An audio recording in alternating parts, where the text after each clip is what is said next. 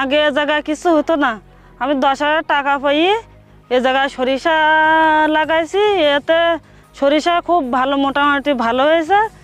এতে আমি খুব লাভবান বা খুব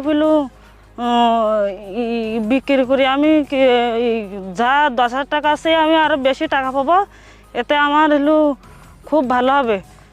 আমি আগে এখানে ধান চাষ করতাম, কিন্তু ধানে ভালো ফসল পাইনি বলে এবার থেকে এই বিন্দুর টাকা পেয়ে সর্ষে চাষ দিছি, কিন্তু আশা করি সর্ষে চাষে আমি অনেক ফল পাবো। আর এরপরেও আমাদের সবজি চাষ আসছে, এই সবজি চাষে সূর্যমুখী চাষ আসে।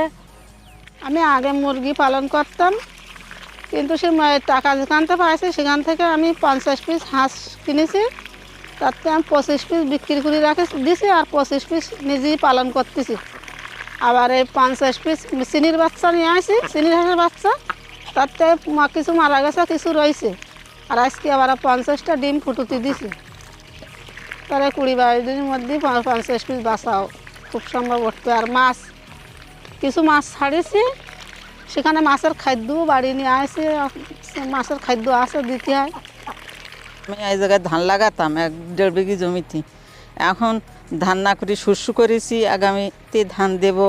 আর আগের চেয়ে আমার এখন ভালো উন্নতন হয়েছে, শস্য খেতে ভালো ফসল হয়েছে।